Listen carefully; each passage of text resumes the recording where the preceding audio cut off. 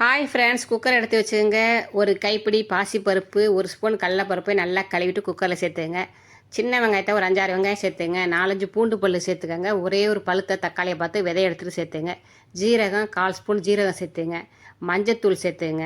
தேவையான உப்பு சேர்த்துங்க. சேர்த்துக்கிட்டு என்ன சேர்க்குறீங்கன்னா, முட்டைக்கோஸ் நறுக்கி வச்சுருக்கேங்க பொடி பொடியாக.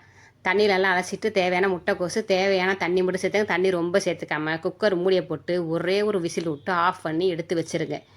கேஸ் ஆன் பண்ணிக்கங்க. வானொலி வச்சுக்கோங்க. ஆயில் ஊற்றிக்கங்க. கடுகு, உளுந்தம் பருப்பு, ஜீரகம், காஞ்ச மிளகா, வெங்காயம், பெருங்காயத்தூள் எல்லாம் போட்டு நல்லா வதக்குன்னு வதக்கிட்டு ஃபைனலாக அதில் கொஞ்சோண்டு ஒரே ஸ்பூனு சாம்பார் போடுறது. எல்லா தாளிக்கிற கூட்டுக்கும் நான் ஒரு ஸ்பூன் சாம்பார் போட்டு லாஸ்ட்டில் தாளிப்பேன். அந்த கூட்டு சப்புன்னு இல்லாமல் நல்லா டேஸ்ட்டாக இருக்கும். அதே மாதிரி தேங்காய் பூ இந்த கூட்டில் எண்ணெயில் போட்டு வதக்கிட்டால் கூட்டு சீக்கிரம் கெட்டு போகாது.